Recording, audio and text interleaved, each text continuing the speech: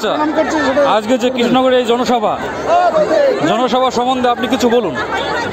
আপনারা জানেন যে সারা দেশে যে নরেন্দ্র মোদীর ঝড় উঠেছে, সেই মোতাবেক কৃষ্ণনগর লোকসভা কেন্দ্র, সেই কৃষ্ণনগর লোকসভা কেন্দ্রে নরেন্দ্র মোদীর ঝড় উঠেছে। আগামী লোকসভা নির্বাচনে কৃষ্ণনগর থেকে ভারতীয় জনতা পার্টির যিনি প্রার্থী হন না কেন বিপুল ভোটে জয়যুক্ত হবে। আপনারা ইতিমধ্যে তার প্রমাণ দেখতে পেয়েছেন।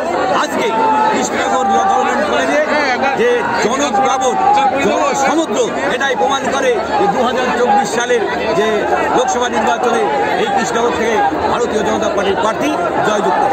আচ্ছা, বর্তমান যে শাসক দল তৃণমূল আর এই যে জনসভা, বিজেপির জনসভা, প্রধানমন্ত্রী যে আসছে প্রধান বক্তা হিসেবে, বর্তমান শাসক দল আর বিজেপির মধ্যে পার্থক্য কিসের জন্য?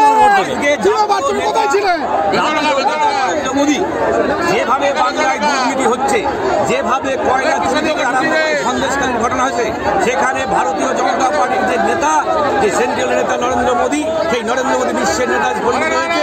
তাই আগামী দিনে এই বিশ্বের নেতা নরেন্দ্র মোদীকে সমগ্র ভারতবর্ষ 400 সিট উপহার দিয়ে তিনি আবার তৃতীয়বারের জন্য প্রধানমন্ত্রী হবে। এটাই নরেন্দ্র মোদীর মধ্যে আর আমাদের আঞ্চলিক নেতার পার্থক্য। ধন্যবাদ।